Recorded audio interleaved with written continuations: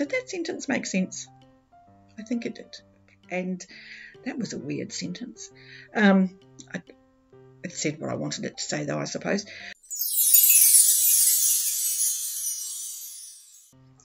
It's been a while, so welcome back. Or welcome if you're new. For those of you who are returning, you know I'm a huge Discworld fan. For those of you who are new, I have read the series many times. Some of them more than others. But I'm on record as saying don't start at the beginning. So, given that I want to talk about the Wizard books and they begin at the beginning, I probably should address the elephant in the room. There's a reason. And the reason is the first few books in Discworld just aren't indicative of what later books become. And that is not in any way to say that these first books aren't great, because they are. They're funny, they're witty, the puns are just top-notch.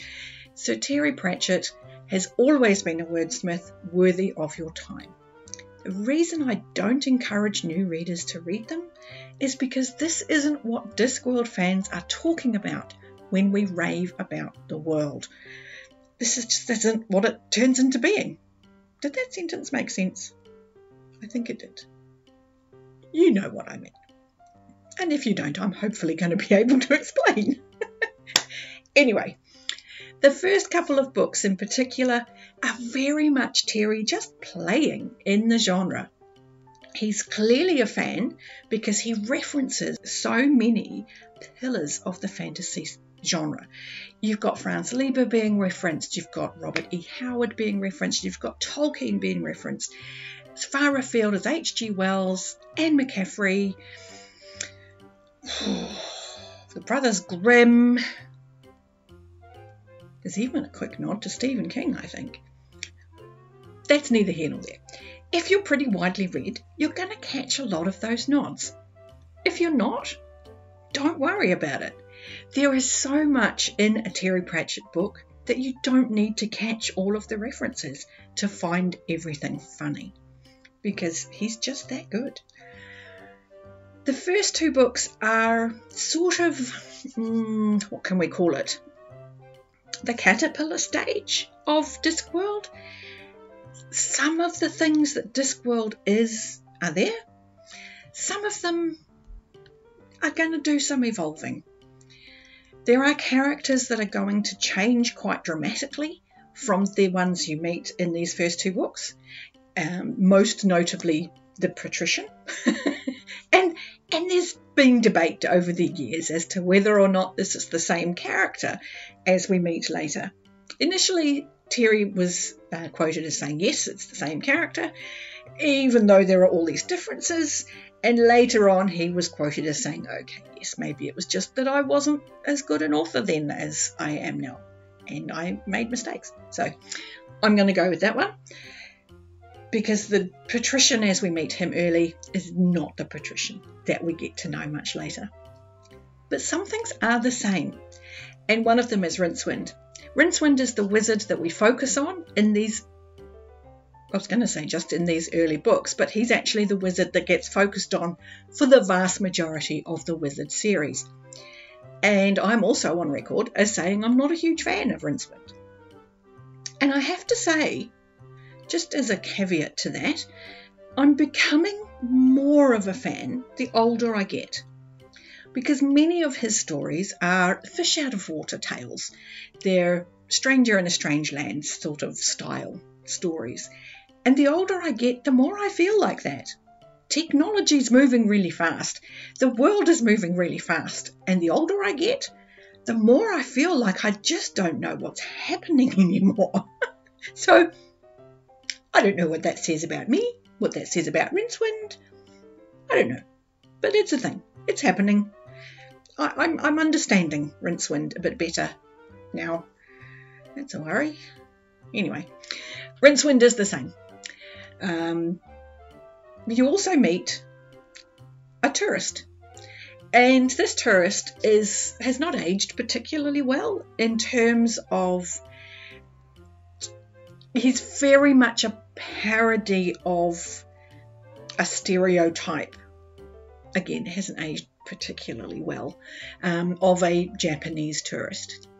And having said it hasn't aged well, it's not because it's a derogatory stereotype, more because it's just a stereotype, in that the character itself, he's very curious, he's very honest, he's very inquisitive, he's actually quite a charming fellow, and he just misreads so many situations, and it gets himself and Rincewind into all sorts of situations. The other thing to find too is where we get all these references to classic fantasy authors is in slight variations of their stereotypical characters.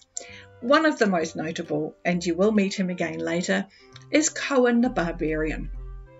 You're thinking that sounds like Conan the Barbarian, and you're right. And this is Conan the Barbarian if he was past 100 and still hadn't lost a fight. Conan the Barbarian is a delightful character. He never fails to entertain me, that's for certain. And I highly recommend that you meet him. And whether it's in these early books or much later on, he does get his own little book later. Wherever you meet him, I'm certain that you will enjoy him. He's a great fun. We have all of the quintessential fantasy tropes, because this is Terry playing.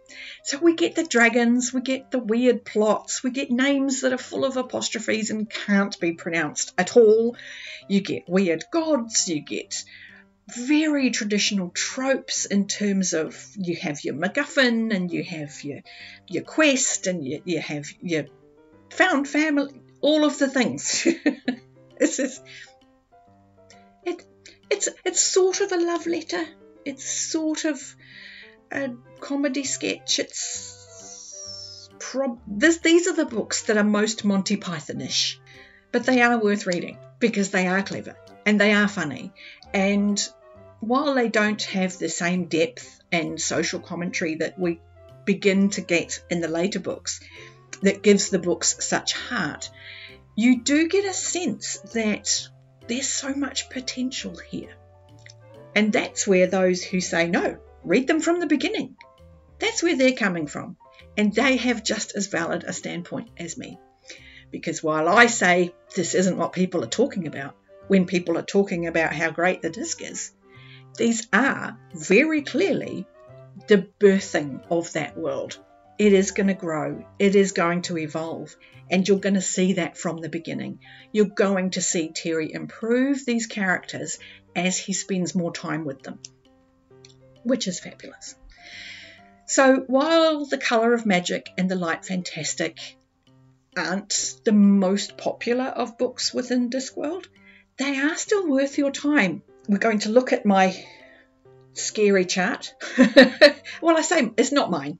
It's my preferred chart that's available for reading orders.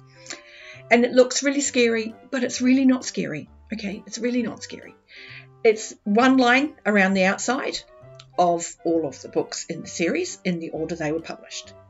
The inside lines that are different colours are the sub-series within the books. And they just jump from one book to the next within each sub-series. So if I take away all the other sub-series and you're left with just that one line, you can see where all of the Wizard books fall in terms of publication. And you see there's a little bunch of them at the beginning, and then you get a little bunch of them a bit later, and then you get a little bunch of them again later on again. And most of them are Rincewind. In fact, they're pretty much all Rincewind until you get to the last continent, which is not about Australia. But we'll talk about that one when I get there. So these first two books, clearly, they're right at the beginning. And they don't really connect with a hell of a lot of other titles. As I say, the only real returning characters are Rincewind, Two Flower, who are the main characters in this book. The Patrician we'll see again later, but it will be a different Patrician. Cohen you'll see later, and he's always the same because he nailed Cohen from the very beginning. One of the other things that Terry has done during the series of Discworld is he's introduced some characters who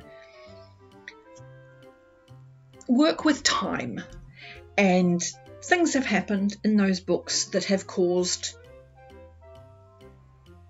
potentially many versions of stories on the disc.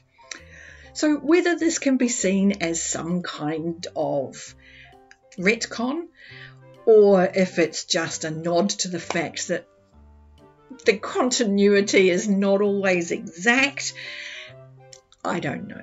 I do like to think that that's the case. Yes, you can look at it as a retcon. And to some degree it kind of is. And yet at the same time it fits. All of these books pretty much stand alone. These are the only two that kind of immediately follow on from each other.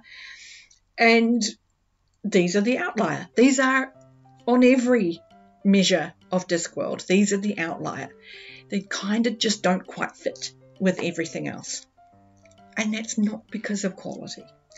All of the reasons that these two stand outside this particular little Discworld world are about story. These first two books in the series very much show how organic Discworld is, because it was never intended to be this enormous world with dozens of books. This was him just playing. That it became something huge, even that hasn't started yet. These two books are just him having a play, and there are a couple of characters in it that really shine. And it's those characters that are going to lead, in a relatively short period of time, to Neil Gaiman going, I actually want some more. Can you keep going? And that's when we start to see Terry go, okay, I could actually do something with this and create the story as it becomes. But at this point, this very beginning, this very early draft, he's still working full time. He's still, finding his feet as an author. So he's just free to do what he wants to. And that kind of shows. There wasn't a very clear plan as to what was happening in these books. But the skill is there, and the fun is there, and the joy of storytelling, the joy of just seeing where the words take you is there. And if nothing else, the connective tissue between these two books and the rest of Discworld is the very clear sense of joy in playing with words that you can feel when you read these. Terry liked words, and that sense of fun and whimsy, they're present, they're on the page, and it does make these a hell of a lot of fun to read. So in the end, it comes down to, why are you reading these two books? Are you reading them because somebody's told you about Discworld and it sounds remarkable and sounds like something you'd be really into? Don't start here. If you've heard about Discworld and you're prepared to go through the teething stages, then yeah, start at the beginning. Know that it's going to get better. Know that it's going to evolve. Because these books, they don't live in the S tier. They don't live in everybody's favourite. I don't know anybody, and I don't know all of the readers of Pratchett, so don't at me. I don't know anyone who rates these two books as among the best of Discworld. I feel pretty secure that I can't imagine anybody messaging me and saying, no, it's my favourite. Like, I seriously can't see that happening, unless that's the only ones you've read so far. Yeah. Because ultimately, I'm not the book police. My badge never arrived in the mail, so I don't think I'm official. So I can't tell you what you should and shouldn't do as far as reading. All I can do is say, this is my experience and this is why I think that. So in my experience, I would suggest not reading them first. If you want whatever that Discworld experience is that people talk about. Or if you want to see the evolution, absolutely. Start at the beginning. Read them in order because they're fabulous. And even the not great ones are still really, really good. And that's the problem sometimes when you have to sort of compare an author's work to other writings of an author's work. And that was a weird sentence. It said what I wanted it to say, though, I suppose. There's nowhere to go. If everything they've done is really good, even the ones at the bottom are still really good. But they're at the bottom of a list. So are they good? Are they not good? They're good. They're good. They're just not as great as some of the others. And when I'm introducing people to a series, it's a really difficult sell when the first couple aren't very strong. And I like to be successful in my book recommendations. So I tend to recommend people start somewhere else because I want that experience to be a good one. But that's me. Do let me know in the comments whether you started here at the beginning or if you started somewhere else. If you haven't read any Discworld, yay! Welcome to my channel. I hope I'm selling you on it and not confusing you even more because that would suck. But if you haven't, let me know. Are you going to start here? Or are you going to watch some more of my videos and start somewhere else? It's up to you. I'm not the book police. So as per the YouTube guidelines, I suppose, to ensure that more people see the video, like it, subscribe if you feel like it, hit the bell thing, and comment. And hopefully more people can come and get my opinion on stuff, because my opinion is something I like to get out there. With all of that said, I'm going to love you and leave you. I'll see you next time.